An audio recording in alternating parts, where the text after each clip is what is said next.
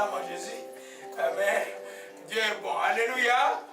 Le Seigneur est bon, que son nom soit béni et soit exalté.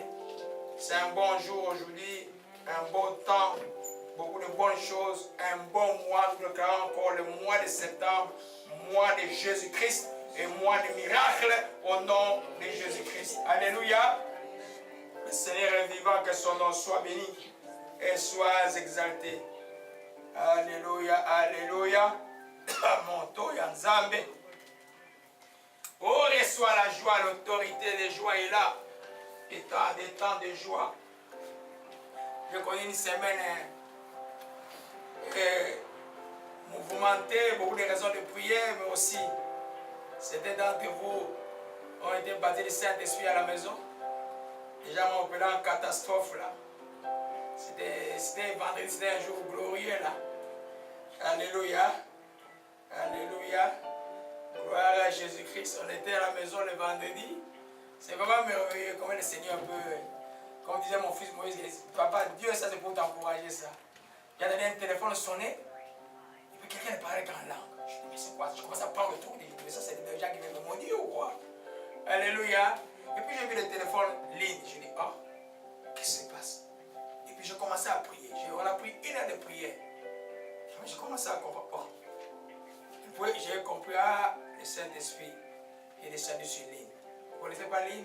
Encore du travail, le samedi travail, elle vient à la maison mercredi et jeudi. Amen. Alors je lui ai dit simplement, reviens à la maison.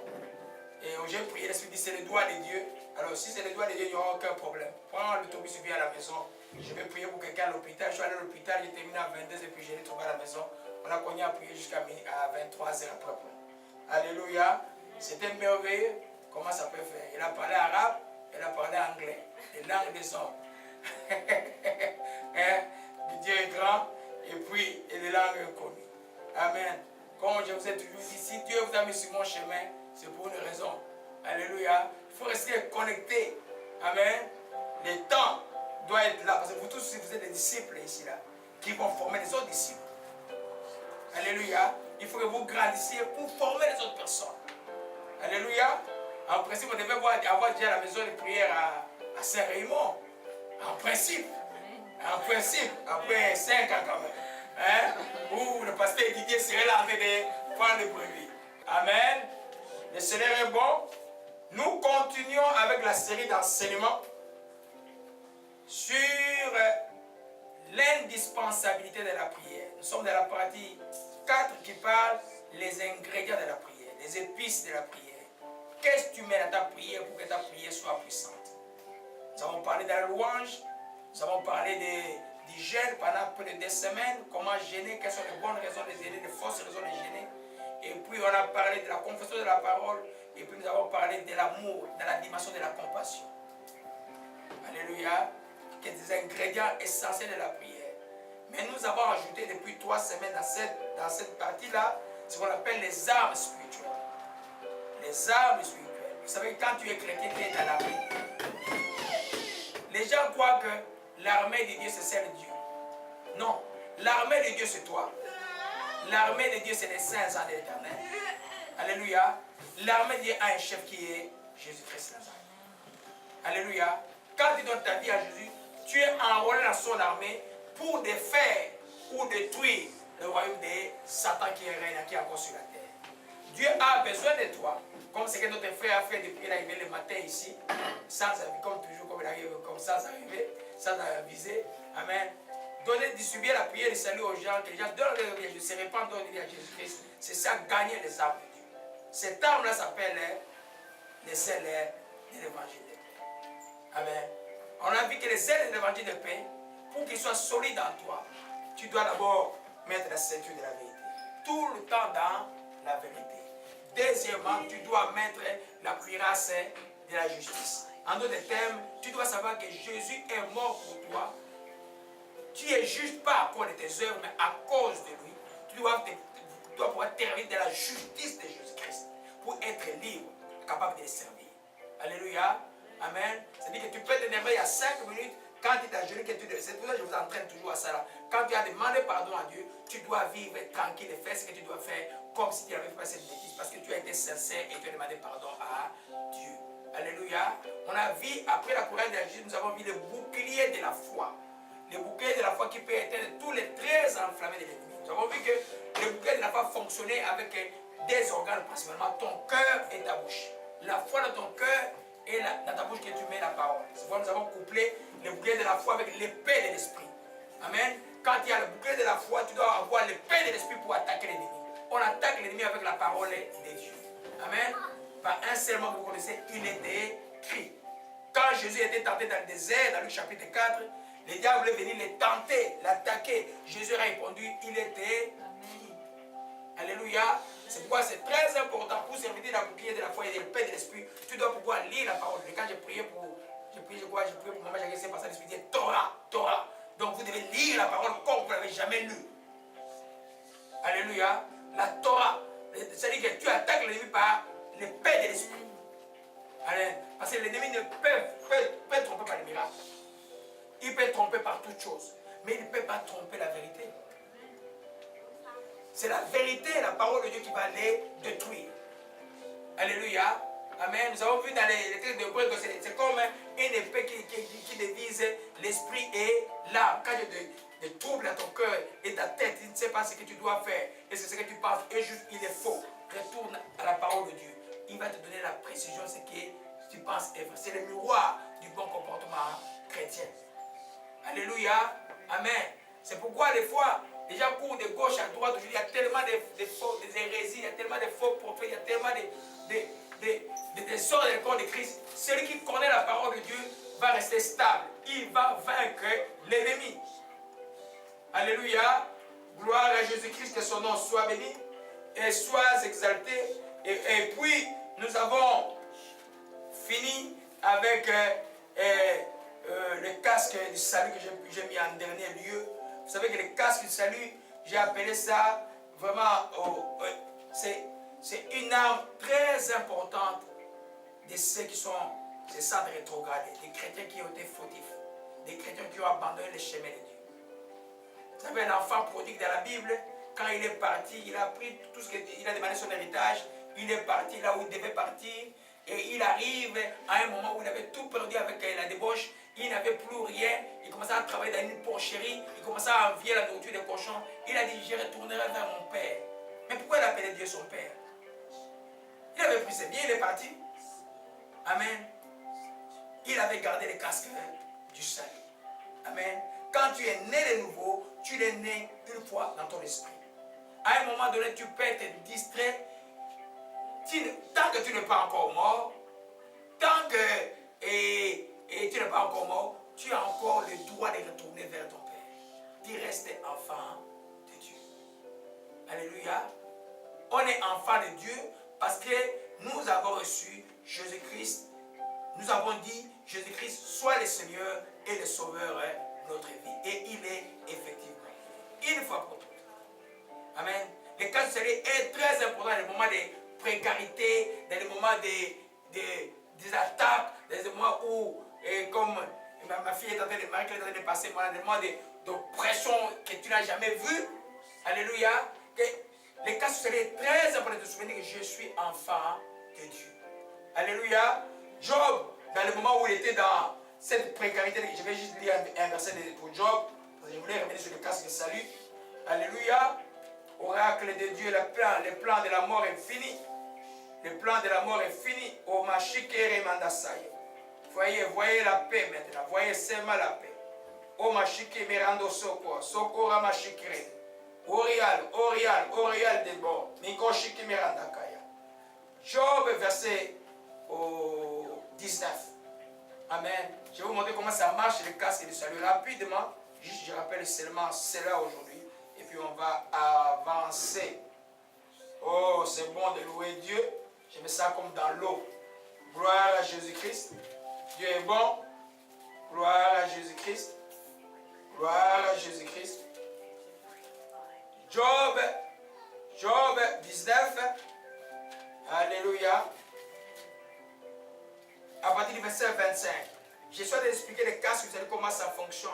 Dans l'état de précarité, tu dois te souvenir que Dieu est ton Père. Dieu ne réunit personne, c'est l'homme toujours qui réunit Dieu. Alléluia.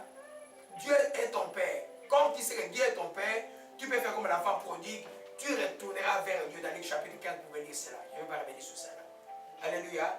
Job, dans le moment où il a tout perdu, la famille, il a perdu les enfants, il a perdu sa santé, les chair était dans tout le corps, il était une souffrance atroce. Il dit ceci: je sais que mon Rédempteur est vivant et il s'élèvera les derniers sur la terre. Quand ma peau sera détruite, il s'élèvera. Quand je n'aurai plus de chair, je verrai Dieu. Je le verrai et il me sera favorable. Ça, c'est un homme totalement détruit. La famille détruite, l'honneur détruite, restant seul. Mais il garde cela dans son cœur que je suis enfant de Dieu. Mon Rédempteur, c'est lui qui va me retourner à l'état où j'étais avant. Il est vivant. C'est le casque qui te permettra de retourner à l'état où tu étais avant, quand tu t'es perdu un peu. Quand on t'a trompé par le monde, quand on t'a trompé par les histoires, quand tu as été séduit par l'ennemi pendant un temps et puis tu te réveilles. N'oublie pas que tu es enfant de Dieu. Alléluia. Gloire à Jésus-Christ. C'était un message pour quelqu'un. Gloire à Jésus-Christ. Amen. Et aujourd'hui, nous continuons. Je vous avais promis de parler de dernier, 7e arme spirituelle. Quand nous retournons dans notre texte, c'est quoi notre texte que nous lisons? C'est quoi notre texte? Éphésiens chapitre 6. Amen. Il faut avoir ça en tête. Alléluia. Jésus-Christ. Donc, nous lisons notre texte maintenant. On a oublié de prier pour la parole. Mettez-vous nous un peu debout. Alléluia. Nous lisons nous tous la parole à partir du verset 10 jusqu'au verset 18. Au reste, fortifiez-vous dans le Seigneur par sa foi toute puissante. Revêtez-vous de toutes les armes de Dieu, afin de tenir ferme contre le ruse des diables. Car nous n'avons pas à lutter contre la chair et le sang, mais contre les dominations, contre les princes de ce monde, contre les esprits méchants dans les lieux célestes. C'est pourquoi prenez toutes les armes de Dieu, afin de pouvoir résister dans les jours mauvais et tenir ferme après avoir surmonté. Tenez donc ferme, ayez avoré la vérité pour ceinture, revêtez la cuirasse de la justice, mettez pour chaussures à vos pieds les ailes que donne l'évangile de paix, prenez par-dessus tout cela le bouclier de la foi avec lequel vous pourrez éteindre tous les traits enflammés de l'ennemi. Prenez aussi les casques du salut et le pain de l'esprit qui est la parole de Dieu. Faites en tout temps, par l'esprit, toutes sortes de prières et de supplications. Veillez à cela avec l'entière persévérance. Priez pour tous les saints. Seigneur, merci encore de bénir cette parole. Ta parole, ô Dieu. Quand nous sommes bénis en ce lieu pour te libérer par ta parole. Nous te rendons grâce. Au nom de Jésus-Christ, nous avons ainsi prié. Amen. Amen. On peut s'asseoir. Alléluia. Vous voyez que dans toutes les armes, nous avons vu jusqu'au verset 17. Il y a une arme qui manque.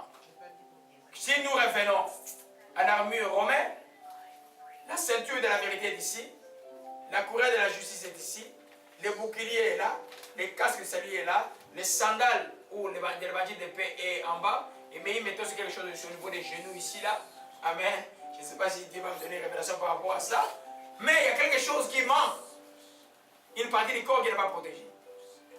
Le devant est bien protégé, mais le dos n'est pas protégé.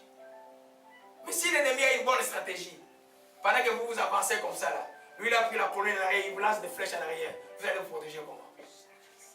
Amen. Alors nous voyons que Dieu est tellement intelligent qu'il nous donne une armure qui est complète. La 7e arme spirituelle, Dieu me l'a révélé je crois en 2001. La 7e arme spirituelle, c'est le manteau de l'humilité. Alléluia. Se revêtir de l'humilité, c'est une arme spirituelle. C'est même une arme permanente de l'humilité, une arme défensive et permanente du combat spirituel. Alléluia. Parce que l'humilité te couvre le dos, pourquoi? Parce que l'orgueil est déçu Dieu. Alléluia. L'orgueil, quand il arrive dans la vie de l'homme, c'est souvent quand? Quand l'homme a échoué ou quand l'homme a des victoires. Quand l'homme a des victoires. Quand tu as beaucoup de victoires. Quand tu as eu 20 contrats l'été et tu as plein d'argent, tu es bien là. Quand tout va bien là. C'est alors que, sans te rendre compte, quand même tu as fait un ministère merveilleux comme on est parti aux États-Unis, quand même tu as chassé les démons, Dieu s'est manifesté en toi. C'est alors que tu dois faire attention à l'orgueil. Et la chose qui te prévient de l'orgueil, c'est l'humilité. Amen. C'est le 7e arme. Revenons sur notre texte. Quel rapport avec notre texte? Prenez dans Ephésiens 6, verset 11 d'abord. Revêtez-vous de toutes les armes de Dieu, afin de tenir ferme contre quoi? Le ruse du diable. Pas contre la force du diable, le ruse du diable. Une ruse est décelable seulement par celui qui est sage, qui a intelligence spirituelle. Alléluia. Amen. Une ruse à première vue n'est pas perceptible. Une personne rusée démontrera comme il t'aime alors qu'il ne t'aime pas. Une personne rusée démontrera sur un chemin qui t'amène dans le trou. Allez, et après il va se moquer de toi. Amen. Le diable est rusé. Comme il a commencé, vous voyez, nos premiers parents ont chuté. Il n'a pas dit Dieu a défendu. Est-ce que Dieu a-t-il réellement dit que quand vous mangez? Non, non, non. Si vous mangez ça, vous êtes intelligent, Dieu ne vous a pas dit la vérité. Le diable est. Et la femme a dit ouvrez l'intérieur, c'était bon, il a pris les fruits, défendu, il a mangé. Alléluia. Le diable est rusé. Donc, pour contrecarrer le diable, vous avez besoin du Saint-Esprit. Ça, le Saint-Esprit, vous ne pouvez pas vaincre le diable. Comment les bons pasteurs qui ont commencé, les bons pasteurs qui ont devenus des magiciens aujourd'hui? Parce qu'ils ont laissé le Saint-Esprit à côté. Comment les pasteurs qui étaient pasteurs maintenant commencent à faire des guillemets, des incantations? On leur dit, là où la grâce sera bonne, ça dit tu dois faire des péchés pour que le Saint-Esprit agisse. Pour qu'un homme arrive à croire ça, tu dois être aveuglé. Mais pour être à l'aveuglement, l'aveuglement ne vient pas directement, l'aveuglement est progressif, le serpent va lentement. Et puis tard. Même le boa n'avale jamais une poire comme ça. Wow! Non, lentement, lentement, et puis il avale la poire. Alléluia. Alors nous voyons au verset 12 et au verset 13, c'est pourquoi prenez toutes les armes afin de pouvoir résister dans les jours mauvais. Mais tenir ferme après avoir tout surmonté. Amen. J'ai besoin de ma Bible là, tu peux me le lire. Ephésiens 6, lisez-moi un peu, Frère Didier, le verset 13. Je voulais juste vous, alléluia, je vais vous montrer quelque chose par rapport au manteau de l'humilité.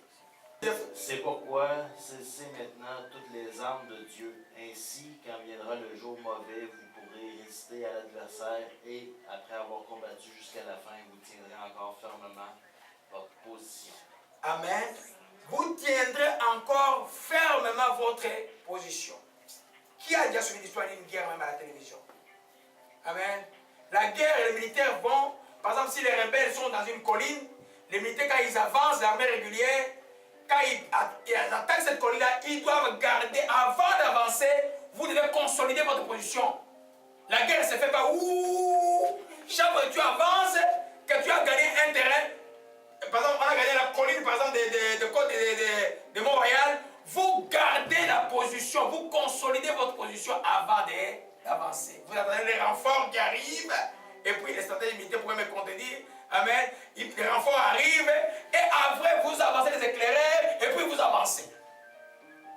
Alléluia. Dans la guerre spirituelle, c'est la même chose. Alors que tu gagnes tes combats, fais attention chrétien, tu es prêt de tomber demain. Alléluia. Comment beaucoup les enfants de Dieu priaient, délivrance, et puis les Saint-Esprit, quand je dis les Saint-Esprit commencent à les remplir, commencent à voir les choses, c'est là où l'orgueil entre et puis chute. Alléluia. Chaque fois que tu as gagné une victoire, tu as donné quelque chose longtemps que Dieu te l'a donné. Tu as donné un mariage, tu as donné un enfant, tu as donné un travail, tu as donné un succès, n'importe quel succès. Quand tu l'as gagné, garde la position. L'arme qui te permet de garder sa position, c'est de rester humble devant Dieu et humble devant les hommes. Ça s'appelle le manteau de l'humilité. La Bible dit Dieu résiste aux orgueilleux, il fait grâce aux âmes. Souvent quand on a vidéo, on a tendance à dire c'est par moi-même. Et par moi-même. Hein? Ah, parce que tu as travaillé fort, ma fille, que tu as gagné les. Non. Chaque fois que celui qui est humble, c'est une personne qui rendra grâce à Dieu tout le temps, qui va reconnaître Dieu dans tous les aspects de sa vie. Et il sera toujours victorieux, victorieux, victorieux, victorieux, parce que Dieu marchera toujours avec lui. Quand on parle d'Enoch, qu'Enoch a marché avec Dieu, les gens croient quoi? Il était humble. Être humble, c'est être obéissant à Dieu tout le temps. Enoch a été enlevé. Donc il a eu un succès que beaucoup de gens n'ont pas eu sur cette terre-là. Alléluia. Gloire à Jésus-Christ. Que son nom soit béni et soit exalté. Donc, la septième arme, je peux avoir la ceinture de la vérité. J'aime la vérité. Je peux avoir la courage de juger quelqu'un comme confrontation peut m'avoir. Quand je fais un mal, je demande pardon aux autres, je demande pardon, je vis ma chrétienté assurée, tout ça. Je peux savoir utiliser les boucliers de la foi. Je peux savoir utiliser le paix de l'esprit. Je peux savoir évangéliser, parler des gens, zéler pour l'évangile de paix. Je peux avoir les casques de salut. Mais si mon don n'est pas protégé, toutes les victoires que je vais acquérir un jour risquent de tomber. Parce que je n'ai pas compris que je dois tout le temps rester humble afin que toute gloire revienne à Dieu. Alléluia. Toute gloire revienne à Dieu. Même les incroyants ne savent pas. Les beaux soleils que nous avons eus, la paix, l'été que nous avons eu, tout cela revient à Dieu. Alléluia. Il se faut que Dieu touche un peu, comme en 2008, l'économie 2008. Tout est tombé en 2008 là. Hein? Les gens, quand GM va bien, et Ford va bien, et les gens pensent à Dieu? Non. Mais nous avons géré pour que l'économie du monde puisse se reprendre. Alléluia. Parce que Dieu nous commande de prier pour ce monde-là. Sans Dieu, ils ne peuvent rien faire. Alléluia. Gloire à Jésus-Christ. Donc, comme le frère a dit, après avoir vaincu, garde ta position. Après avoir reçu, garde ta position. Alléluia. On va voir en détail. Je vous avais promis tout dimanche, on va parler. Tous les dimanches, on va parler des manteaux de l'humilité. Alléluia. Alors, dans Jacques chapitre 4, non, 1 Corinthiens 10, verset 12. Gloire à Jésus-Christ. Il fallait beaucoup de joie aujourd'hui. Beaucoup de joie seulement. Amen. L'Esprit dit, soyez beaucoup dans la joie aujourd'hui. Beaucoup de joie. Alléluia. Il dit, ainsi donc, celui qui croit être debout, prenne garde de tomber. Tu te crois être debout, prends garde de tomber. Parce que tu risques de te tomber. Quand tu es en haut là, les risques de tomber plus grand. Quand tu as le succès, les risques de tomber plus grand. Alléluia. Tu dois prendre garde. Comment on prend garde? En demeurant humble devant Dieu, en demeurant humble devant les hommes. Les morts ne viennent pas d'humilité. Si tu es une personne humble, on va t'appeler quelqu'un de faible. Amen. Mais Dieu dit, il résiste aux orgueilleux. Il fait grâce aux hommes. La Bible dit, l'orgueil précède la chute. L'humilité précède la gloire. Si tu veux avoir la gloire dans la vie, demeure humble. Alléluia. Gloire à Jésus-Christ. Donc l'humilité c'est une arme pour pouvoir défensive. Tu ne vas pas le mettre seulement quand il y a des problèmes, tu commences à prier, je vais être humble. Ça c'est l'hypocrisie. Amen. Tu dis, quand il y a un problème là, je deviens humble parce que mon problème est là, humble. Non. Là Dieu regarde. Parce que Dieu lui ne regarde pas simplement, il est alpha, oméga. Il regarde toute ta vie là, il regarde, petit Dieu hypocrite là. Non. L'humilité c'est une arme défensive et permanente. C'est-à-dire que je vais être humble tout le temps. Amen. Je vais vous définir c'est quoi être humble après. Amen. Être humble tout le temps. J'ai donné quelques briefs par exemple. Si par exemple ta victoire à toi, ton combat que tu fais c'est pour te comparer à quelqu'un d'autre, tu es dans l'orgueil, tu n'es pas dans l'humilité. Amen. La tragédie c'est que quand je combats dans l'orgueil, je combats l'ennemi, mais tout en étant dans le camp de l'ennemi, c'est comme Tsiglag. Tu connais l'enseignement sur Tsiglag. David, quand il a fui chez les Philistins. C'est comme tu es dans le camp de l'ennemi, tu crois que tu vas combattre l'ennemi et tu es dans son camp. Ça ne peut pas marcher. Alléluia. Tu dois être du côté de Dieu, du côté des âmes pour combattre. Parce que les démons, les sorciers, les magiciens, tout ça, c'est des gens arrogants et orgueilleux. Vous le voyez, c'est ostentatoire. Alléluia. Gloire à Jésus-Christ. L'humilité donc est une arme défensive et permanente. Nous devons être tout le temps un. Je dirais même que, si cet esprit, je ne sais pas si je peux me tromper, mais c'est même une arme qui devait être revêtue même avant la ceinture de la vérité. Être humble. Parce que Dieu regarde les âmes. Quand nous venons dans un chemin de repentance, par exemple, et Psaume 51 dit, Dieu est avec le cœur brisé et contrit. C'est un cœur humble. Quand tu es brisé et contrit devant Dieu, mais les gens peuvent rire de toi, mais les diables ne peuvent pas te vaincre. Alléluia. Car là, tu es sous la grâce. La grâce te conduit. Alléluia. Amen. Mais quand tu es dans l'orgueil ou je suis dans l'orgueil, oh non, Dieu va me résister. Dieu va te résister. Je sais quoi je parle. Hein? Alléluia.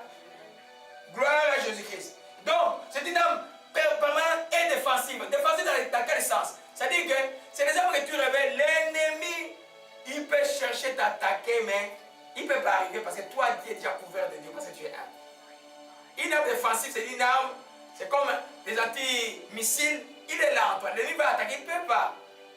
Il ne peut pas. Il va attaquer. Et maintenant, ce qu'il a pété avec les 3 minutes qui c'est comme du temps des jobs là, il ne peut même pas t'acquiser. Il va faire quoi? Il va passer à côté de toi, il ne va pas t'atteindre. Alléluia. Gloire à Jésus-Christ. Que son nom soit béni. Alors, deuxième chose, c'est une arme de maintenance de position. Il y a des chrétiens qui aiment toujours comme ça. Up, down, en haut, en bas. Mais non. Soit en haut sur la colline. Demain soit sur la montagne. Demain soit sur la montagne de Kilimanjaro. Demain soit la montagne RVS. La plus grande montagne du monde, c'est quoi? Hein? RVS? Hey, monte jusqu'à la gloire de Dieu. La Bible dit vous irez de gloire en gloire. Pourquoi monter et puis descendre jusqu'en bas? Et puis tu montes et puis tu descends jusqu'en bas. Tu es comme ça là. Ça ne marche pas. Alléluia. Donc pourquoi les gens ne savent pas? Ils ne savent pas garder la position. Il a mené un grand combat spirituel. Il a eu des victoires. Quand il arrive là, un peu d'orgueil monte ici. Et puis Dieu commence à nous résister. Si la résistance de Dieu est même très forte, il commence à reculer et à descendre encore la montagne. Mais il doit encore rebattre. Toute la vie est comme ça là. Non. On doit aller de gloire en gloire. Or, la Bible dit que l'humilité précède la gloire. Le chemin d'aller de gloire en gloire, c'est le chemin de l'humilité. Quand on dit que de gloire en gloire, c'est de victoire en victoire. Donc tu gagnes des combats. Des combats internes contre toi-même, contre ta propre chair, des combats contre le monde, des combats contre les démons, nous avons vu ça à l'introduction. Tu les gagneras tous quand tu es humble. Parce que le cœur de humble est attaché à Dieu. Être humble, ce n'est pas être doux ou douce ou ne pas parler. Être humble, c'est être quelqu'un qui a la capacité d'obéir à Dieu en tout le temps. D'être soumis à Dieu, d'être soumis aux hommes. Alléluia. Amen. Gloire à Jésus-Christ. Amen. Donc, c'est une arme de stabilité. Tu veux être stable dans la vie, garder tes positions, demeure dans l'humilité. Révèle-toi les manteaux de l'humilité. Gloire à Jésus-Christ. Oh, Mashika Malakaya. Alléluia. Vous voyez dans la Bible, un mot qui revient souvent, sobre. Sobre signifie simple, ça signifie aussi modéré. C'est comme un symptôme un peu de l'humilité. Celui qui est humble est sobre. Celui qui n'est pas humble, qui est orgueilleux, il est ostentatoire, il est vantard, il est orgueilleux. Alléluia. Quand il dit soyez sobre, en d'autres termes, reconnaissez la grandeur de Dieu en toute chose qui vous arrive. Rendez grâce à Dieu. Celui qui est sobre, celui qui est humble, sait rendre grâce à Dieu. Alléluia. Amen. Si tu ne sais pas rendre grâce à Dieu, tu t'attribues la gloire de Dieu, tu vas avoir beaucoup de problèmes dans la vie. Alléluia. Gloire à Jésus-Christ. Alors dans 1 Pierre 5, conclave est fini. Le temps de la paix est là. Et le temps de la paix. Et Saint-Goïza Makassi. Voyez la paix. 1 Pierre 5. Vallée de la joie. 1 Pierre 5, verset 8 à 9. Alléluia. On peut même commencer au verset 5 et puis je vais revenir sur ce texte-là souvent. Alléluia. Amen. De même, vous qui êtes jeunes, soyez soumis aux anciens. Dans vos apports mutuels, revêtez-vous. On dit revêtez-vous. C'est toi qui revêtez-vous de quoi? D'humilité. Car Dieu résiste aux orgueilleux, il fait grâce aux humbles. Humiliez-vous sous la puissante main de Dieu, afin qu'il vous élève au temps convenable. Amen. Quand on dit humiliez-vous en d'autres termes, obéissez à Dieu. Si vous avez mal fait, demandez pardon. Suivez ce que Dieu vous dit de faire. Amen. Les gens croient que l'humilité c'est la douceur. Ce n'est pas la douceur. Alléluia. Déchargez-vous sur lui tout votre calme, même prendre soin de vous. Soyez sobre et veillez. Votre adversaire, le diable, rôde comme un lion cherchant qui va dévorer. Tu vois? Pourquoi soyez sobre? Quand tu es sobre, le lion ne peut pas te dévorer. Il n'est pas le lion, hein? Il rôde comme un lion. Il te fait peur. Amen. Il te fait peur. Alléluia. Il rôde comme un lion. Nous avons un lion qui s'appelle le lion de la tribu de Judas, c'est Jésus-Christ. Amen. Soyez qui? Sobre. C'est-à-dire, soyez simple. Ne soyez pas orgueilleux. Soyez humble. Et tu verras que tu vas résister. Il dit au verset 9 maintenant, résistez-lui. Quand tu résistes, il faut que tu engages un combat, non? Quand tu résistes, tu engages un combat. En d'autres termes, si tu veux engager un combat avec le diable, il faut être sobre. Il faut être sobre et être soumis à Dieu. Et puis tu vas engager un combat avec une foi ferme. Sinon ta foi devient une prétention. C'est pourquoi les gens se découragent. Ah, j'avais prié, ça n'avait pas marché. J'espérais que ça... Non, non, non, non, non. Dieu résistait aux orgueils. Il y a des jours de la vie où tu arrives, il n'y a pas d'autre choix que de courir. Tous les paramètres humains sont à rouge.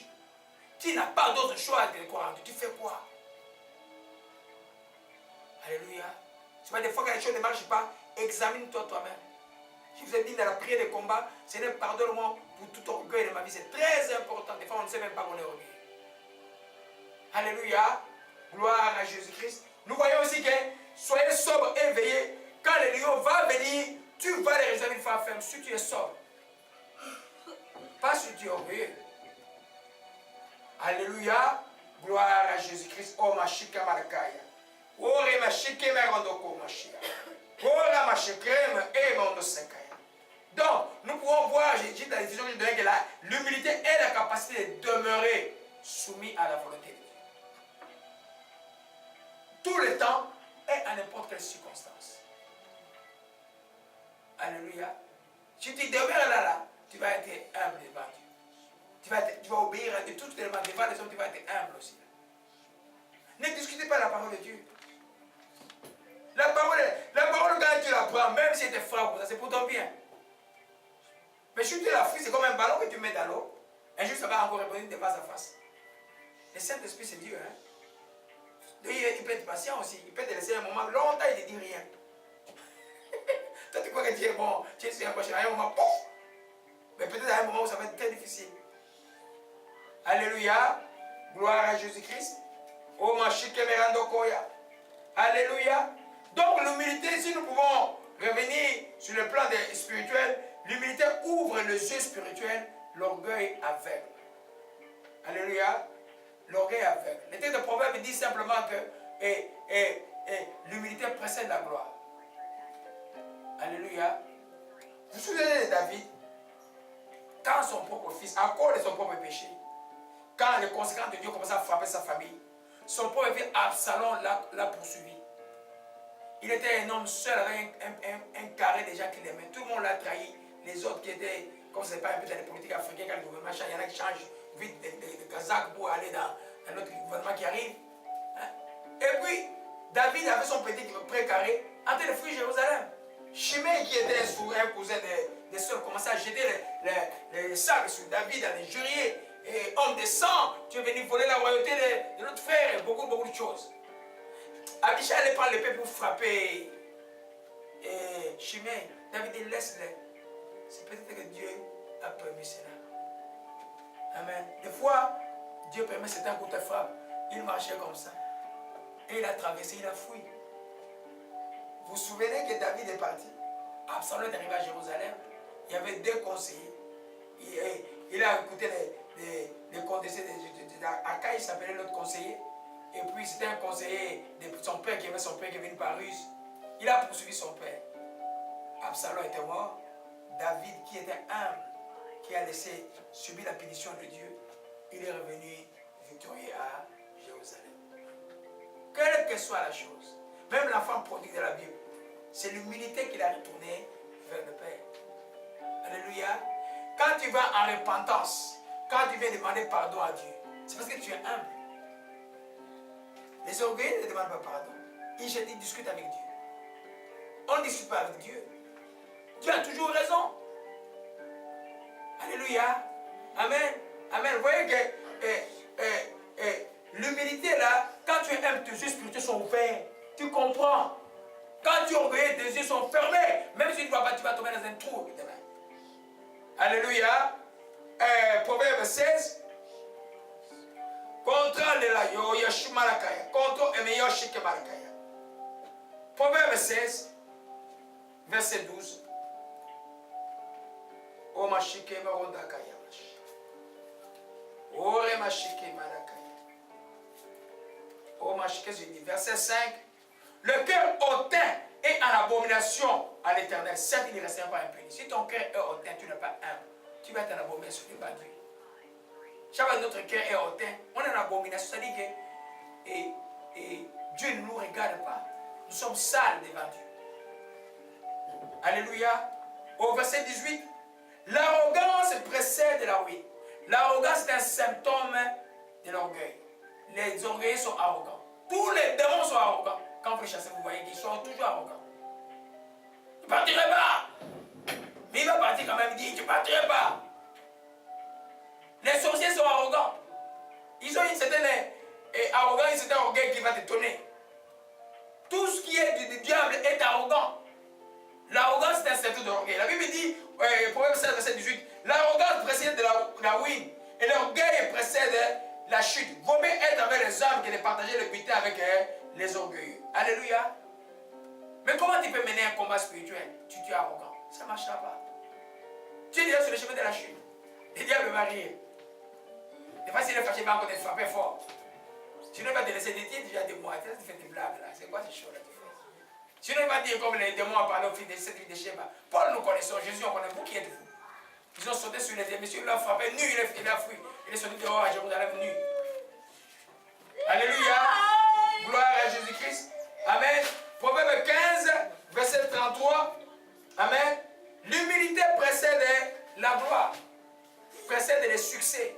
Précède les victoires. C'est pas il est une arme. Elle est une arme. Alléluia. Que nous devons tout le temps nous répéter constamment. Alléluia. Précède la gloire. Tu veux avoir la gloire de Dieu. Tu veux avoir les succès. Tu dois être humble. Quand je vois même dans le monde ici, là, un sportif qui est hautain, je dis déjà aux enfants, il ne fera pas long feu. J'ai toujours raison. Après 2 saisons, c'est fini. Même dans le monde qui ne croit pas. Même dans les FNL, le football américain, le basketball, tous les sportifs qui étaient calmes, ils sont allés plus loin. Oh mon Dieu. Je vous donne un exemple. J'étais jeune, vous n'étiez pas encore trop vieux, mon âge. Il y avait deux grands boxeurs dans les années 74, Cassius Clay et George Foreman. Cassius Clay qui est devenu Mahomet Ali après. C'était un jeune homme très beau, un noir très fier d'être ce qu'il était, très arrogant. Il injuriait les gens sur le terrain, sur le ring. Et puis il avait dit non, moi je ne veux pas dire Jésus, il est devenu musulman. Mais oui, Mahomet Ali, il est devenu musulman. Un peu l'islam américain noir là, que je ne comprends pas très bien. C'est beaucoup plus les revendications que l'islam. Amen. Même l'islam elle-même, pour nous là, c'est la même chose. C'est la même histoire. Alléluia. George Foreman là, qui était fort, qui était... Lui, il a donné sa vie à Jésus-Christ. Lui, il a conseillé qu'il ne parlait pas beaucoup. Jusqu'aujourd'hui là, il fait encore de l'argent. Il est devenu pasteur. Il est devenu inventeur de casseroles, inventeur de plein de choses. Il fait la publicité de plein de choses. On l'appelle Big Joe. Il a fait la plus longue carrière de boxe. Il est resté humble. Il combattait en riant. Vous comprenez un peu? Même dans ces choses-là. Mais là, la différence, c'est que George Foreman avait donné sa vie à Jésus-Christ. Il a appris c'est quoi être humble. Jusqu'aujourd'hui, il doit avoir quoi? Peut-être 70 ans. Mais Big Joe est toujours en forme, il fait encore des publicités. Voilà que ceci, il fait encore des publicités. Quand il est venu servir, les journalistes du monde ont commencé à se moquer de lui. Parce qu'il est devenu pasteur. Il était devenu pasteur, mais il a encore vraiment des livres, vous connaissez l'état où il est. Amen. Oh, amen. Les manteaux de l'humilité. George Foreman, après sa défaite à Kinshasa, il est revenu sur la boxe. Il a encore fait la boxe, il a battu beaucoup de jeunes gens qui venaient pendant longtemps, presque près de 10 ans encore. Et il est parti en paix. Il n'a jamais été malade de la tête. Alléluia. L'humilité précédait la gloire. Amen. Pourquoi? Parce que le principe de l'orgueil, pourquoi l'orgueil ne peut pas faire avec Dieu? J'ai un enseignement sur l'orgueil qui s'appelle le serpent de l'orgueil. Allez sur ces sites, c'est 7 heures d'enseignement. Mais je vais parler juste de mentor de l'humilité aujourd'hui. Le principe de l'orgueil, c'est de pouvoir partager la gloire de Dieu. Quand quelqu'un est orgueilleux, il ne dit jamais, ah, c'est grâce à Dieu que j'ai reçu ça. Il parle, moi-même, mes propres efforts. Hey, moi-même, j'ai travaillé dur. Tu as travaillé dur, mais qui t'a donné la force de se lever le matin? Combien de gens ont travaillé dur sans récolter ce que toi tu as récolté? Amen. Celui qui est humble, il sait que l'homme, Dieu a dit, l'homme mangera sur son frère, de son père, mais il ne va pas prendre de gloire en lui parce qu'il y a beaucoup qui veulent faire ça, ils ne peuvent pas faire, ils sont malades.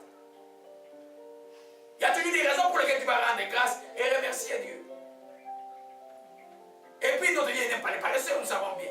S'il n'aime pas les paresseux, donc son peuple doit travailler. Si son peuple doit travailler, mais toute gloire doit lui revenir parce que c'est lui qui lui donne la force de travailler. Alléluia. Gloire à Jésus-Christ. Donc, gloire à Jésus-Christ, que son nom soit béni. Donc, il n'y a pas de manteau d'humilité, ça devient plus pratique pour nous maintenant. Quand on veut partager la gloire de Dieu, par moi-même, par mes propres efforts, et ceci, et cela, moi, vous ne partagez pas la gloire de Dieu, vous n'êtes pas couvert. Question de temps, vous allez tomber. Question de temps. Ah, j'ai travaillé fort. J'ai travaillé fort. Après un moment, vous allez tomber. Alléluia. Quand il sait, qui se réveille dans le manteau de l'humilité, partage par la gloire de Dieu. Reconnais Dieu dans toutes choses. Rends grâce à Dieu. Remercie Dieu pour toutes choses. Même pour les choses où intellectuellement tu es qualifié. Combien ils sont intellectuellement qualifiés pour faire le même travail, mais ils n'ont pas la possibilité de faire ce que toi tu fais. Alléluia. Tu remercies Dieu. Combien qui s'est inquiété des très bons acteurs, mais n'ont pas fait la carrière que toi tu as fait. Alléluia. Amen. Amen. Alors, il n'y a pas de mandat d'humilité aussi quand on se bat pour se comparer aux autres. Toi, prier tout ce que tu fais parce qu'à la famille, on t'a dit que tu ne vaux rien. Je vais prier, je vais être quelqu'un pour prouver à celui-là ou à celle-là que je suis quelque chose. Tu ne vas pas prouver, tu ne gagneras pas les combats. Tu peux te remettre les autres dames, l'humilité va te manquer, tu ne gagneras pas les combats. Les chrétiens gagnent les combats pour rendre grâce à Dieu, pas pour se comparer aux gens.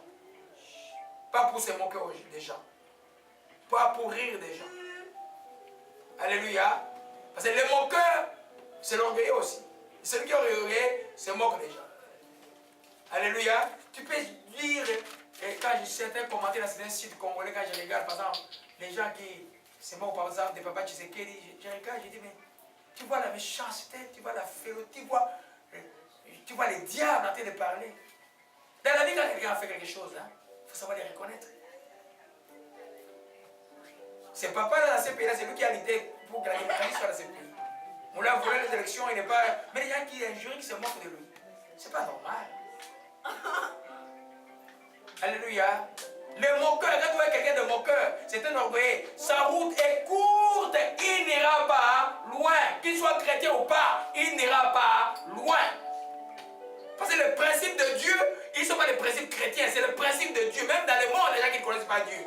Les moqueurs n'iront pas loin. Même s'ils sont aveugles, c'est quoi, ils tournent en rond, ils ne savent pas, ils continuent à se moquer. Des fois, ils sont tellement dans la saleté de se moquer des gens, mais eux-mêmes, ils sont encore dedans, ils ne comprennent plus rien, mais ils n'iront pas loin.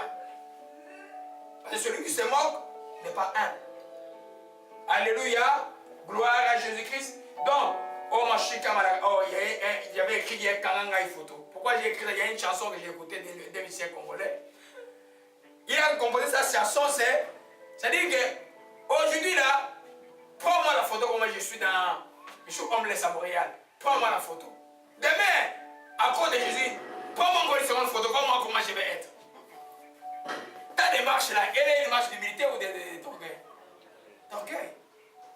Et bien si les gens, quand la photo, les gens tous dans ces pays, ils sont contents. Amen. Connaître la Bible, c'est important, mais bien aimé. Alléluia. Je comprenais si c'était un chant du monde. Dans le monde, c'est ça là. La comparaison et des chansons pour des jetons sur les gens, ça c'est le monde, mais pas en Dieu. Alléluia. Parce que la photo qu'on te prend là, quand on devient à Dieu, Dieu, toute ta vie ancienne, il les jette. Tes péchés, il l'oublie. Ta vie ancienne n'est plus importante. Il efface. Tu n'as pas besoin de prendre des photos de ta vie passée. Parce qu'il ne va plus les rechercher. Il ne va pas une vie de comparaison. À moins que tu es orgueilleux, orgueilleuse. Alléluia. Le passé pour les chrétiens est passé. Même quand tu pardonnes quelqu'un, tu l'as pardonné, tu as oublié, tu as avancé. Amen. Donc prends-moi la photo là pour voir ce que je vais être dans. Quand avec Jésus dans tes appuis, je vais te montrer ce que je suis. Non, c'est l'élément de comparabilité. Tu marches dans l'orgueil. Tu ne peux pas gagner un combat spirituel. Tu manques, ton dos est vide. Il est même troué. Alléluia. Amen. Oui, ben non, on s'est demandé. Hey, je suis en train de prier. Allez, des fois, il y a des gens, ils ont bien prié, ils ont la victoire maintenant, les jours de son mariage. Même Dieu vous des jours de son mariage, des chansons qu'ils chantent. C'est pour rire les gens. Et c'est pas rire un peu, montrer aux gens qui se moquaient d'elle ou de lui que voyez, vous moquez de moi, voilà ce que je suis aujourd'hui. Vous ne pouvez pas faire ça comme chrétien. Amen. Amen. Hey, voyez maintenant comment je suis. Les gens ils ont fermé la bouche aujourd'hui là. Non, non, non, non. Les chrétiens ne peuvent pas faire ça. Là, ta victoire, tu es en train de la perdre alors que tu es dans la victoire. Tu perds tranquillement, ton dos n'est pas protégé. Alléluia. L'émission de Dieu est là. Gloire à Jésus-Christ. Troisième chose, il n'y a pas de mandat d'humilité quand on combat pour le but est de dominer les gens. De contrôler la vie des gens. D'être le premier. C'est Dieu qui élève, ce n'est pas l'homme qui veut être le premier. Alléluia. C'est cette prière-là que vous entendez souvent, que j'ai entendu en Afrique. Même ici. Seigneur, élève-moi. Je suis allé prier vous savez, il y a une vidéo dans le site d'une église à Kinshasa qui m'avait invité. Vous avez déjà suivi ça. C'est un séminaire que je donne en Afrique. Alors, les jeunes gens qui chantaient là, à la fin de la prière, ils me dit, pasteur, prie pour moi pour que je sois élevé. Je l'ai regardé et dit, je vais prier pour toi pour que Dieu t'humilie. Ah, comment ça? Oui. Quand tu vas être humble, Dieu va t'élever. Amen. J'ai prié pour lui, pour que Dieu le conduise dans sa volonté. Amen. Parce que, quand il dit, je veux prier pour que Dieu m'élève, il t'élève par rapport à qui? Regardez Salomon. Salomon, quand il a été le règne, Dieu est venu la nuit. Il lui a dit, petit, il a vu en vision. Demande ce que tu veux, je vais te le donner. Dieu là, demande ce que tu veux, je vais te le donner. Il a dit, le peuple qui est devant moi est trop nombreux. Donne-moi la sagesse pour conduire ce peuple. Oh, Dieu était étonné. Petit, tu es intelligent, toi. Bon, puisque tu as demandé simplement ça, je te donne tout le reste. Alléluia. Vous comprenez un peu? Amen. C'est pourquoi ne vous savez pas offusquer. Des fois, Dieu vous conduit dans un chemin d'écrasement, de brisement. Le but qui vous élève, Dieu, son plan pour nous en Jésus-Christ, c'est pour nous élever toujours. On n'a pas besoin de prier pour l'élèvement. Non. Des fois, tu ne comprends pas les circonstances. Dieu veut que tu sois humble. Toi qui veux toujours demeurer dans cette situation-là, ça veut dire qu'il te résiste. Ah, si Dieu te résiste, qui va te délivrer? Les pasteurs on peut prier, juste qu'il est gêné, ça ne dit rien ne va se passer. C'est Dieu qui te résiste là. Non. Il y a un de mes bien-aimés, j'ai prié pour le travail. L'autre, j'ai dit, c'est pas la femme qui travaille. Lui, il ne travaille pas. J'ai prié, j'ai dit, mais qu'est-ce qui se passe? Je savais que mon petit frère, là, des fois, il est... Tu vois, quand tu as un caractère fort, c'est pas loin aussi d'être, des fois, de défier, des fois, d'être orgueilleux aussi. On a prié un jour, là, jeûné 3 jours. Quand on a fini les jeûnes, dit, on va prier pour la clôture de ton jeûne. Pouf, l'esprit dit, son problème, c'est l'orgueil. Son problème, c'est comme un oiseau. Son problème, c'est l'orgueil. Son problème, c'est l'orgueil. Je dis, ah, tu as entendu? Alors maintenant, tu vas encore gêner pour que Dieu te pardonne ton orgueil. Alléluia. Amen. Parce que Dieu résiste aux orgueils. C'est quoi l'enseignement sur l'orgueil qui est sur le site? Suivez-les. On a des enseignements vraiment très très bons ici, mais les gens, on va faire un effort par la grâce de Dieu avec la contribution de tous. On va mettre ça dans les sites très populaires en France et ailleurs. Alléluia. Pour que ça bénéficie les gens. Amen. Tu peux voir un chrétien marchant dans la vérité, mettre la prière dans la justice et zéler pour l'évangile, tout ça, mais l'orgueil est encore dans le cœur. C'est ce qui fait que quand il va en combat, il va te combattre. Ici, le diable va te donner des flèches. Et puis il ne comprend pas, il devient comme ça. Ça ne va pas. Ça va pas. C'est très compliqué ça. Alléluia. Amen. Gloire à Jésus-Christ. Donc, combattre tout le temps, comme je l'ai dit à l'introduction, c'est comme on se trouve comme David était à Tsiklag. À Tsiklag, David a fui seul, il était dans le camp de l'ennemi. Et il sortait, il s'est rendu odieux des autres peuples. Akis se disait, je vais les rendre tellement odieux le peuple, comme ça il ne va plus me quitter. Akis avait un plan de garder David pour lui détruire toute la royauté de David, mais pas la ruse, pas par la force. Amen. Alléluia. Quand tu es orgueilleux, tu es dans le camp de l'ennemi. Gloire à Jésus-Christ. Amen. Que son nom soit béni. Plus qu'une arme, l'humilité est un caractère à développer. Les chrétiens, parce qu'une arme c'est quand tu es en guerre, mais l'humilité c'est un caractère à développer. Tu dois développer l'humilité tout le temps. C'est pourquoi tous les jours tu demandes pardon pour l'orgueil. Les chrétiens ne dorment pas comme un bois. Les chrétiens, le silence que vous faites avant de dormir, comment vous dormez? Réfléchissez vous-même. Ils disent, ah, tu fais juste ta prière de combat, tu sors ton lit. Non. Pense à la journée. Dis Saint-Esprit, montre-moi comment a été ma journée. Où j'ai défailli. Où j'ai été correct. Saint-Esprit, aide-moi. Je te demande pardon pour toutes les choses, les bêtises que j'ai fait la journée. Là où j'ai crié, j'ai fait ceci, je te demande pardon. Parce que dormir, c'est mourir.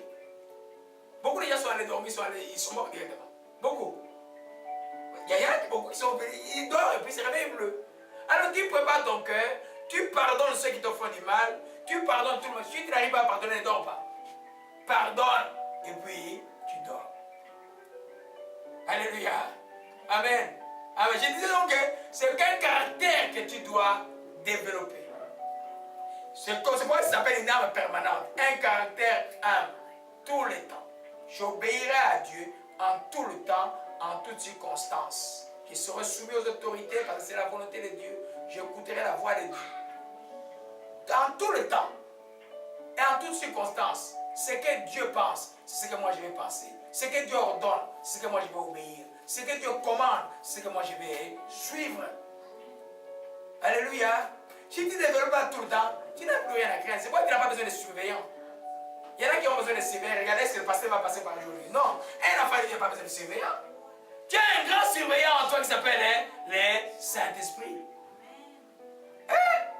Partout où tu vas, il te voit. Alléluia. Tu n'as pas besoin qu'on te surveille. Alléluia. Gloire à Jésus-Christ. C'est pas les sectes. Quand vous voyez une église qui met des surveillants là, c'est une secte. Non. C'est le Saint-Esprit. Le Saint-Esprit. L'homme ne peut même pas te surveiller. Vous pouvez même dormir dans des chambres comme ça là. C'est que l'autre fait dans la chambre, tu ne connais pas. Non. Alléluia. Gloire à Jésus-Christ. Amen. C'est pourquoi, vous voyez que dans la Bible, on parle des évêques. On dit que, alors maintenant, Timothée chapitre 3. Amen. Je parle maintenant de que l'humilité, c'est un caractère à développer.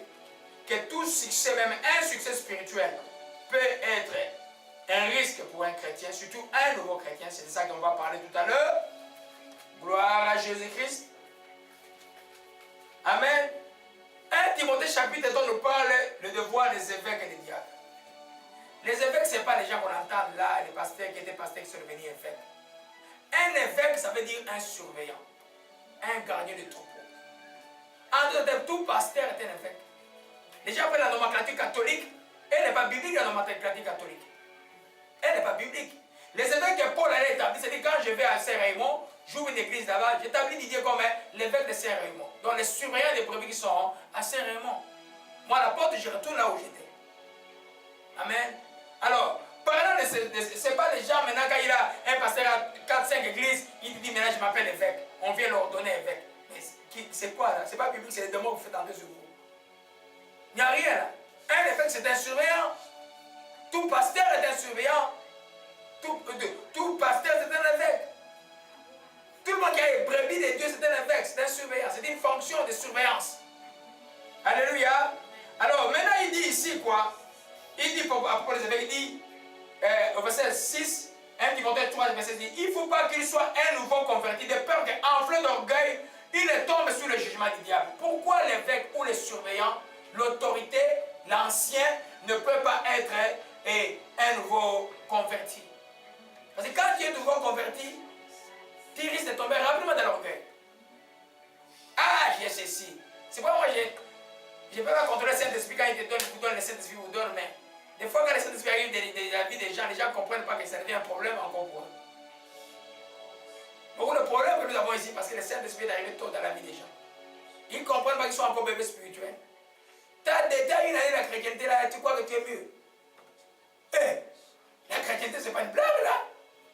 Le Saint-Esprit, dès le départ, baptême du Saint-Esprit, comme vous arrivez à notre fille Lynn là, c'est le départ de la vraie. L'Esprit disait, oh, elle est entrée dans les chemins de Dieu. C'est le départ, c'est le point de départ. Alléluia. Alors, mais tu ne donnes pas une personne comme ça responsable.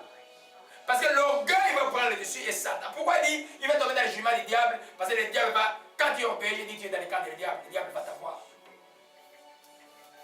Vous comprenez cela? Alléluia. Donc, il faut développer un ancien chrétien que Dieu a repris, que Dieu a repris, que Dieu a corrigé, que Dieu a brisé. Il est caractérisé, il comprend bien le principe que Dieu résiste sur l'orgueil. Il a tout intérêt de ne pas être orgueilleux. On va voir comment tu dois savoir si tu es orgueilleux, si tu es humble ou pas. Alléluia. Donc, celui qui est humble échappera au piège du diable. Alléluia. Prenez l'exemple, vous êtes dans l'église maintenant.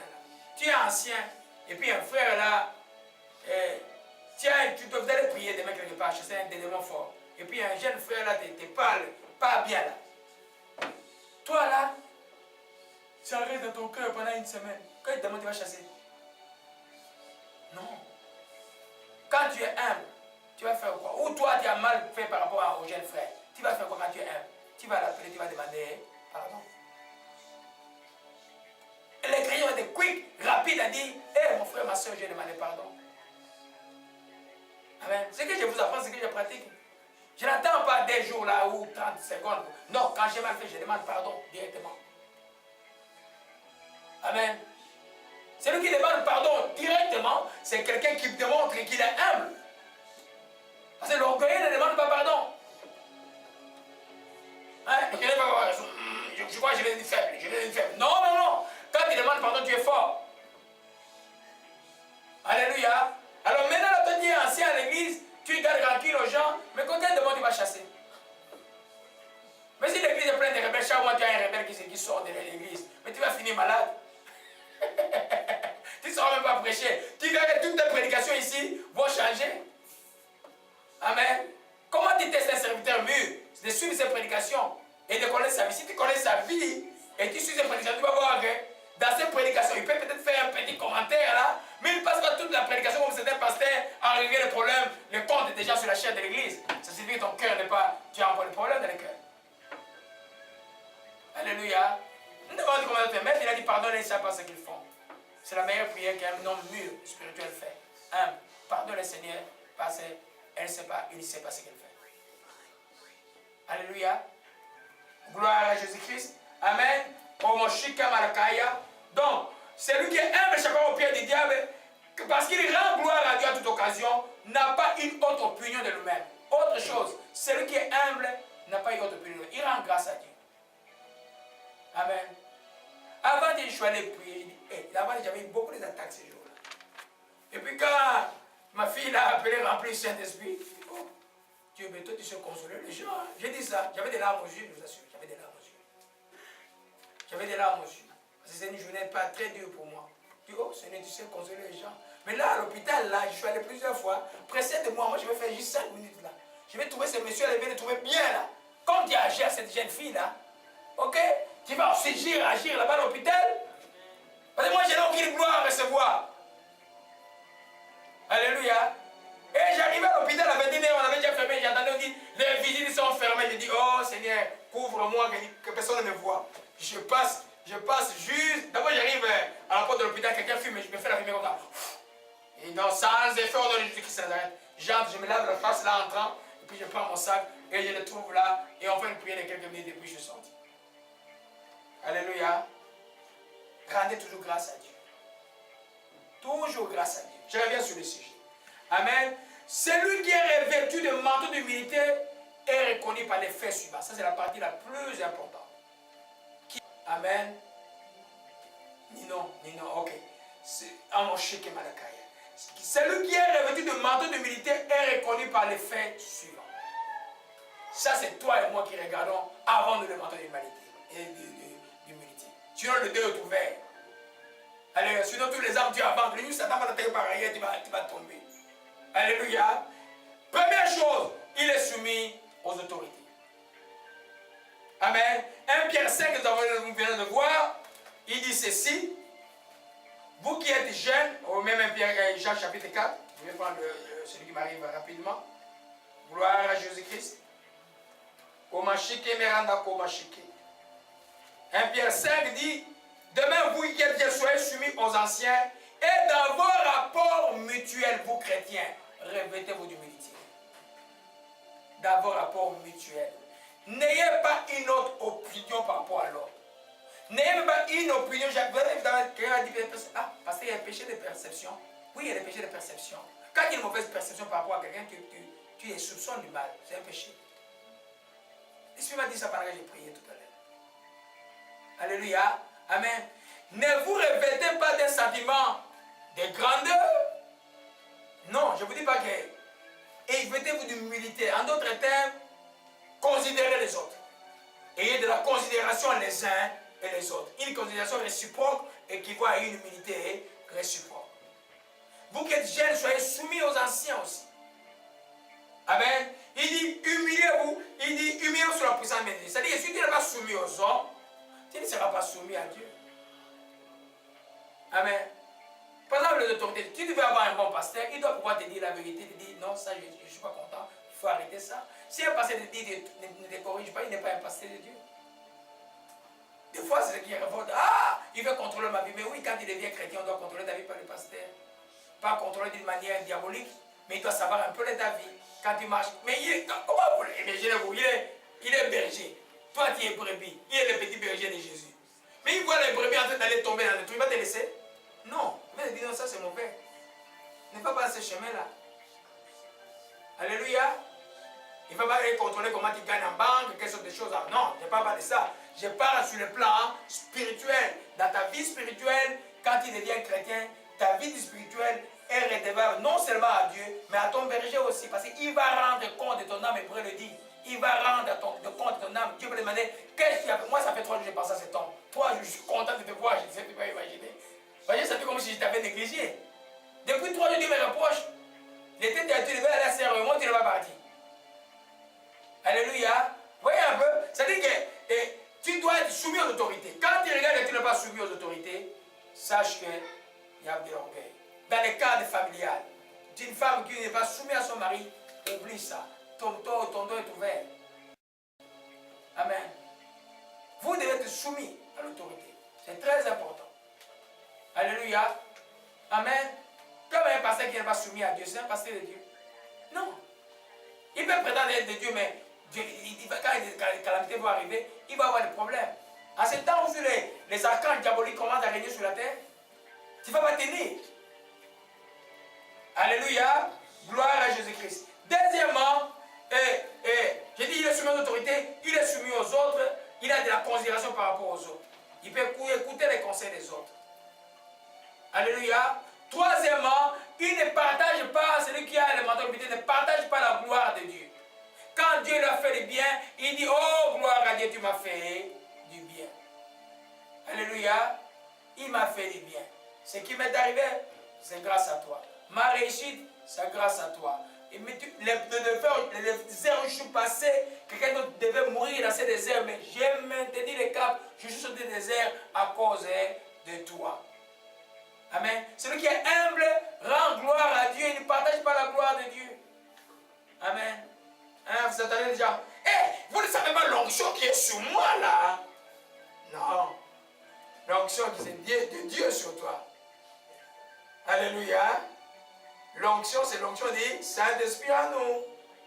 Les uns, il a appelé comme prophète, les autres, il a appelé comme ceci, et les autres, alléluia. Gloire à Jésus-Christ. Amen. Oh, mon chic, que son nom soit béni. Tu ne partages pas la gloire de Dieu. Tout ce qui t'arrive de bon, ou même qui n'est pas bon, tu rends grâce à Dieu. Celui qui est humble ne discute pas les opinions avec Dieu. Comment diviser les opinions avec Dieu? Et c'est vraiment ça qui est décrit. Ah non, j'avais mal compris, c'est comme ça là. Non. C'est que tu comprenais avant, c'est ça que ça signifie. Alléluia. Celui qui n'est pas humble, celui qui est humble plutôt ne se moque pas des gens. Tu ne dois pas te moquer des gens. La Bible dit, vous savez qu'il y a le texte de prophète Isaïe dit, ne te moque même pas de ton ennemi quand Dieu est en train de frapper. Vous savez ça? Je n'ai pas pensé au texte, c'est venu maintenant là, j'espère que je vais le trouver. Ne te moque même pas chrétien de ton ennemi quand il est en train de tomber parce que Dieu risque de changer la vie. Parce que Dieu n'aime pas l'orgueil, Dieu n'aime pas les moqueries. Alléluia. Tout le monde dit, ah, gloire à Dieu, prends pitié de lui. Lui continue à faire des malédictions, prends pitié de lui. Lui continue à me prendre pitié de lui. Quand il dit, bénis les pauvres, lui continue à faire des mal, c'est tout le charbon, qui le brûle, tu as disparaissent. C'est ça le chemin de Dieu. Amen. Hein? La Bible dit que ne te moque pas de ton ennemi quand Dieu le frappe, afin que Dieu ne change pas la vie. Dieu n'aime pas les moqueries. Se moquer de quelqu'un, on ne se moque pas des gens. Alléluia. Dans le monde, il n'y a que ça. Parce que c'est les enfants de la rébellion, c'est les enfants du diable. Toi, tu es enfant de Dieu. Quand même, je suis ton frère. Ton frère, hier, je priais pour quelqu'un, je peux vous dire le nom. J'avais des larmes. Je ne sais pas ce qui arrive. Amen. Mais c'est un enfant qui est très rebelle, très rebelle, qui a fait beaucoup mal. Mais hier, j'avais des larmes pour lui. Alléluia. Amen. Un autre enfant qui a reçu des révélations, il essaie de la visiter, et puis il y avait quelque chose que l'Esprit disait sur son père. Je lui dis, mais qu'est-ce que tu as senti dans son cœur quand ton esprit disait des choses comme ça sur ton papa? Il dit, avant là, quand j'avais pas, je sentais ceci, mais maintenant j'ai senti beaucoup de compassion. C'est le Saint-Esprit de Dieu. Alléluia. Amen. Gloire à Jésus-Christ. Tu ne te moques pas des gens. Amen. Proverbe 21, je vais le lire rapidement. Comptez la joie, beaucoup. Comptez beaucoup de joie. L'autorité de Dieu est là. Fini la liste est finie. Gloire à Jésus-Christ. Proverbe 21. Gloire à Jésus-Christ. Alléluia, alléluia. Gloire à Jésus-Christ. Que son nom soit béni. Oh, gloire à Jésus-Christ. Oh, que ton nom soit béni et soit exalté. Alléluia, alléluia. Gloire à Jésus-Christ. Gloire à Jésus-Christ. Que ton nom soit béni. Non, je vais revenir sur le texte après. Gloire à Jésus-Christ. Oh, que ton nom soit béni et soit exalté. Alors dans 1 Corinthiens chapitre 13, gloire à Jésus-Christ. Gloire à Jésus-Christ. 1 Corinthiens chapitre 13, verset 4 dit, l'amour ne se vante pas. Amen. Quand tu es humble, tu ne te vantes pas. Quand tu es humble, tu te vantes. Quand tu es humble, tu ne te moques pas des gens. Troisièmement, quand tu es humble, tu ne peux pas être arrogant. Un arrogant, c'est une bouche qui parle comme oh. Amen. Pour défier les gens. Alléluia. Quand tu es arrogant, ton manteau d'humilité est troué. Alléluia. Tu es orgueilleux en fait, parce que l'arrogance est aussi un symptôme de l'orgueil. Alléluia. Le diable est très arrogant. Oui, les occultistes sont très arrogants. Les gens occultes, ils sont très. Quand tu les vois quand ils parlent, ils sont arrogants. Alléluia. Il y avait un deuil d'un Gabonais qui était mort il y a quelques années. Je suis allé à un hôpital prier pour lui. C'est l'enfant le mari de l'enfant de mes professeurs, qui est mon professeur de psychiatrie qui est ici. Et puis sa fille m'a appelé, j'ai prié pour son mari qui était un Gabonais. Le combat était dur pour cet homme. Les gens ont quitté, la belle famille a quitté le Gabon sans dire à la femme de venir à l'hôpital. Heureusement, Dieu les a beaucoup, ils ne sont pas entrés. Quand le frère est quand même mort, j'ai demandé à la famille que nous ne voulons pas que ce pasteur-là parle à notre Dieu, nous voulons juste un prêtre catholique. les jours où je devais aller il fallait voir comment ils étaient arrogants. Les jours où je devais aller au deuil, avant d'aller, j'étais mis flèche sur les genoux, je ne pouvais pas me mettre debout. J'ai dit, au nom de Jésus, je vais aller à ce deuil-là, et je vais parler, je vais prêcher sur l'idolâtrie, sur la magie, sur aujourd'hui là. Je prends l'auto, j'arrive au salon filaire, le prêtre catholique n'était pas arrivé. Alors le beau-père qui était mon professeur de psychiatrie, il dit, docteur, mais c'est vite, c'est calme là, tu ne peux pas parler ici. Je parlais ces jours-là. Il fallait voir ces gens sur les chaises, comment ils étaient. Ils étaient arrogants, mais là, devant la vérité, ils ne pouvaient plus rien dire. Ils savent ce qu'ils avaient fait. Je n'ai jamais oublié les noms. Alléluia. Les gens de culte sont arrogants. Un enfant ne peut pas être arrogant. Amen. Gloire à Jésus-Christ. Amen. Et n'est pas, on continue, et celui qui manque, qui a le manteau d'humilité ne peut pas être querelleux. Querelleux, c'est-à-dire celui qui aime les querelles. Amen. Les querelles, c'est un symptôme de l'orgueil. Prenons Proverbe 21, verset 9. Vaut mieux habiter à l'angle d'un toit que de partager la demeure avec une femme querelleuse. Est-ce que quelqu'un peut habiter le toit d'une maison? Qu'est-ce qui pousse la femme à être querelleuse? Hein? C'est l'insoumission ou l'orgueil. Parce que si la personne est humble, la personne va être soumise. Quand une personne n'est pas soumise, elle devient querelleuse. Les querelles, c'est simplement même entre vous là, quand il y a des querelles, parce qu'il y a un qui ne peut pas se taire, il y a un qui ne peut pas se soumettre à l'autre, il y a un qui ne peut pas pardonner. Les querelles, c'est les symptômes de l'orgueil par excellence. Là où il y a les querelles, la Bible dit c'est le désordre de toutes sortes. Mais c'est un symptôme, ce n'est pas une racine. La racine, c'est vraiment que la personne est orgueilleuse, la personne manque d'humilité. Alléluia. Gloire à Jésus-Christ. Amen. Encore autre chose pratique. Amen. Celui qui a le manteau de l'humilité n'est pas du tout rebelle. C'est-à-dire que n'offense pas l'autorité. Obéit à l'autorité. Que ce soit à l'église, que ce soit à la famille, que ce soit à la société. Amen. Un chrétien obéit aux autorités, obéit aux lois de la société. Amen. Amen. Quand il n'obéit pas à l'autorité dans le monde, qu'est-ce qui se passe? Quand tu fais 160 km ailleurs, tu fais quoi? Tu as un gros ticket. Et quand comme par une adversaire, en venant des États-Unis, il y a des zip-pass pour les autoroutes là pour ne pas payer. Moi, je n'ai pas vu ça. En retard, je suis passé. Mais la contravention m'a suivi ici. Là. Ouais. J'ai offensé l'autorité. C'était trop tard, c'était mal indiqué. Ils ont remanié cette autoroute-là, je ne la connais plus. Ils ont agrandi ça. Alors, je suis allé là où les gens ne payent pas, je suis passé. Je croyais que c'était fini, mais la contravention m'a suivi. J'ai dit, c'est la même chose. Alléluia. Gloire à Jésus-Christ. Amen. Donc, ne pas être rebelle, c'est un remettre.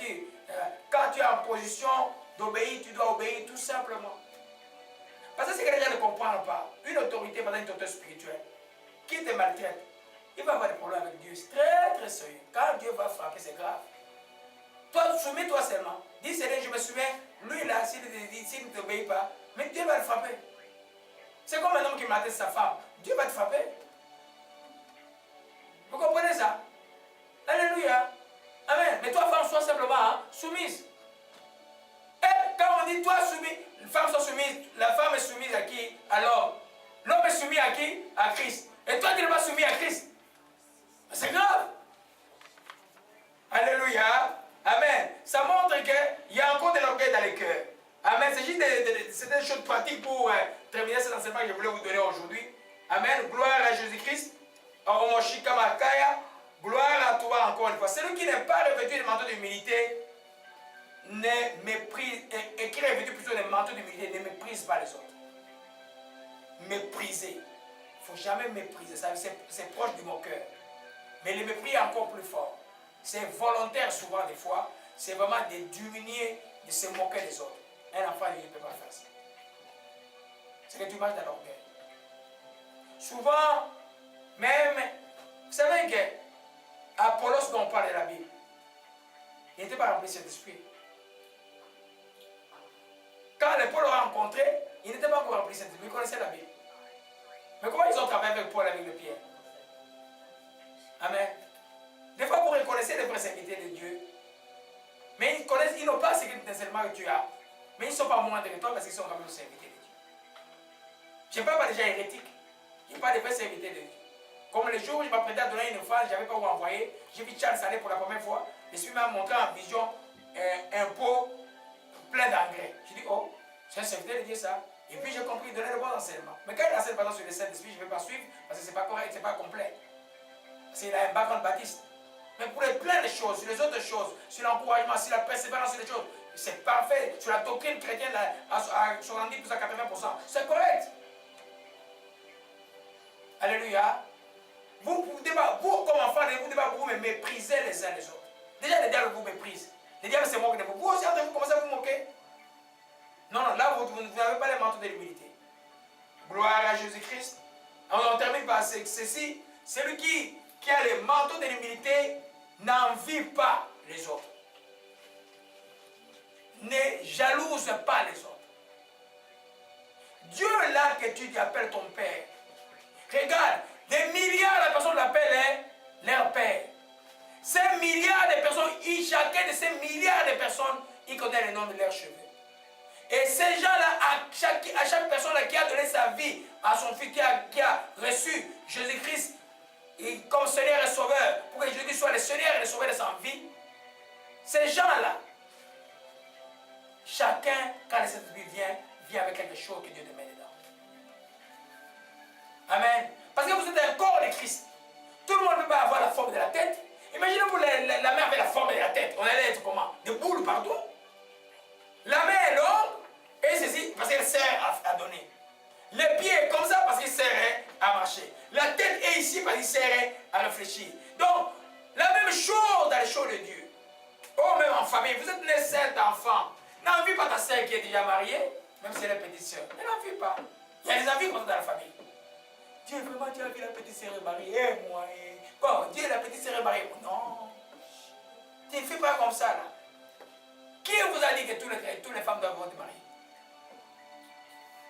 C'est à qui dans la Bible? Non.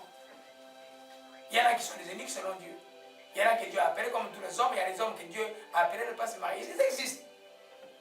Aujourd'hui, quand un homme ne se marie pas, on dit, ah, peut-être il y a une femme de Dieu quelque part. Hein?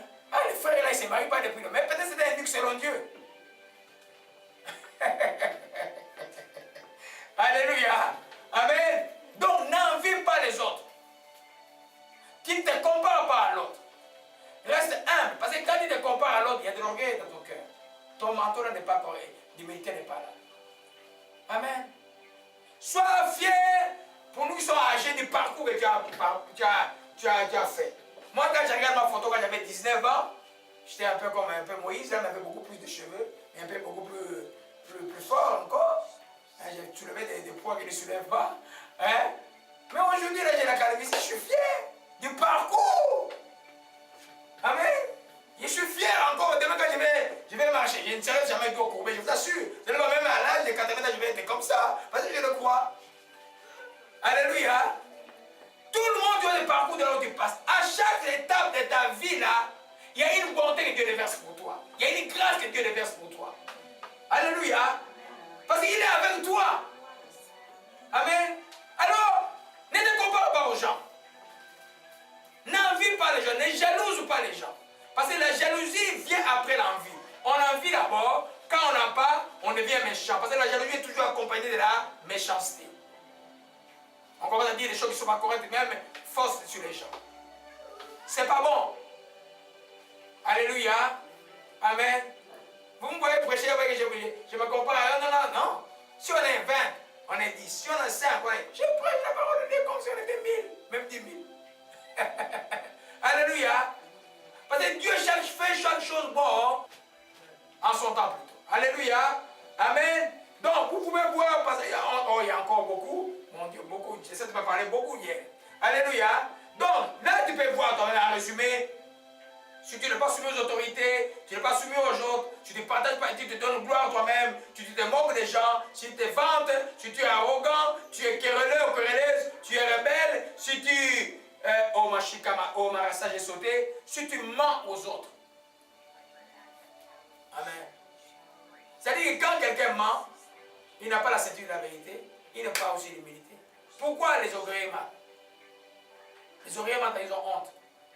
Un orgueilleux Et quand il a un flagrant délit, il va avoir honte, il va mentir pour couvrir son orgueil. Un enfant de Dieu, quand il commet une bêtise, il fait quoi? Il demandait pardon.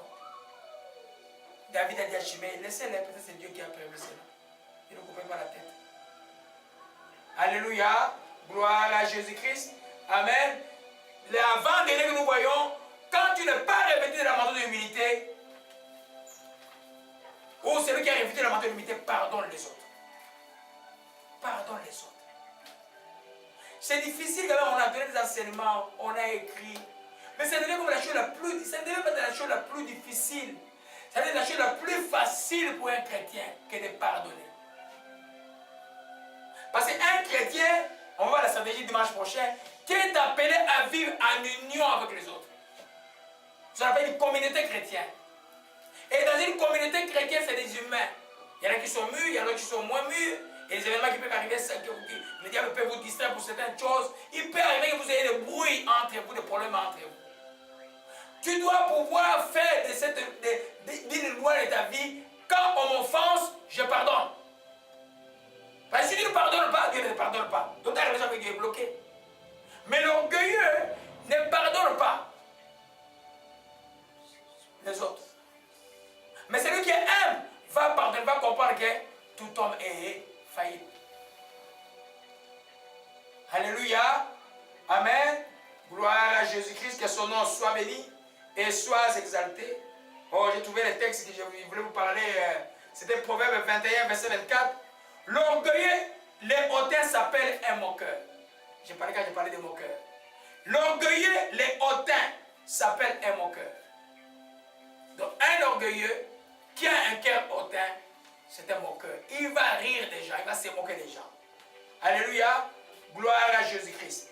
Amen. Nous voyons bien que pardonner là, tu dois se remettre de l'humilité. Amen. Ou demander pardon aussi aux gens. Un orgueilleux ne demande jamais pardon. Non. Quand tu as mal fait, tu dois dire, je te demande pardon. Commencer une fois, 2 fois, 3 fois, 10 fois, ça devient une habitude. Ça devient une habitude. Et même dans les ministères là, il peut arriver par exemple,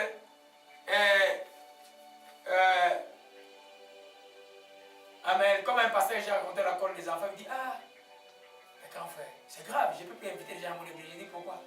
J'ai invité un pasteur, mais les choses qu'il a dit sur la chair, j'ai dit, je t'oublie dimanche prochain de corriger tout. J'ai dit, mais non, moi j'allais l'arrêter. Pourquoi dis-moi, j'allais dire, arrête. Hein? Et comment ça s'est passé? Non, il est parti comme si de rien n'était. Non. Tu fais des bêtises devant les gens, tu demandes pardon. Alléluia. Regarde, aucun homme qui n'est pas fait. Quand tu as fait une erreur de jugement, ou tu as dit quelque chose par session, ou tu as fait une blague qui est allée au-delà, ou tu as dit quelque chose que tu ne devais pas dire, que cela a offensé l'autre. Toi, l'Écriture doit avoir la capacité, c'est lui qui est humble, de regarder l'autre et dire, ah, il est offensé. C'est pas bon qu'il soit offensé. Je te demande pardon pour ce que j'avais fait. Et l'autre doit être content de dire, je te pardonne mon frère et ma soeur, au nom de Jésus-Christ. Alléluia. Amen. La dernière chose, celui qui est revêtu des montagnes d'humilité n'est pas obstiné. Il n'est pas têtu. C'est-à-dire que quand tu es humble, si Dieu dit change, change. Dieu dit, tu n'es pas têtu. Tu n'es pas obstiné à faire des choses. Quand on te demande, arrête ça, il faut avoir arrêté. C'est quand une autorité spirituelle te demande d'arrêter quelque chose. Il devient, lui, ton parapluie, en même temps, ton verrou qu'on appelle des... Vous connaissez ce qu'on appelle des fusibles. Il devient ton fusible devant Dieu. Donc Dieu est protégé. Alors supposons qu'il t'a défendu de participer à un mouvement de prière qui était correct de Dieu. Mais toi c'était correct, mais lui il a mal perçu ça. Mais c'est lui qui va avoir des problèmes avec Dieu. Toi, parce que tu es soumis, tu vas te garder. Alléluia. Amen. Tu vas te garder. Mais si tu es obstiné, lui, comment il devient maintenant, c'est toi qui deviens toi avec Dieu. Tu peux avoir une protection quelque part. Amen. Quand vous lisez dans quelque chose dit ne fais pas ça, tu ne le fais pas. Quand cette Bible dit ne fais pas ça, tu ne le fais pas. Amen. Un enfant de Dieu humble doit être malléable au gré du Saint-Esprit. Amen. Au gré du Saint-Esprit. Pourquoi on appelle malade le cuivre, là il est malléable. Donc au gré du Saint-Esprit. Alléluia. Gloire à Jésus-Christ. Proverbe, je vois Proverbe 13, verset 8, on va terminer par là. Et tango yanzambe yangoyo. L'essentiel est là dans la joie. Gloire à Jésus-Christ. Omashike Meranda Kaya. Donc Proverbe 1, verset 32, je m'excuse rapidement. Proverbe 1, verset 32. Car la résistance des stupides les tue. La sécurité des insensés les perd. Celui qui m'écoute reposera avec assurance, il vivra tranquille sans crainte. Il dit la résistance des stupides. En fait, quelqu'un qui est obstiné, défend qui est stupide. Quand tu dis arrête, arrête. Quand tu dis pardon, pardon, tu ne peux pas dire non. Le mal qu'on fait est tellement grand, je ne vais pas pardonner. Mais Dieu dit pardonne. Quand tu vas t'asseoir, tu vas te rendre compte, tu vas te demander toi-même, tu as fait du mal aux gens.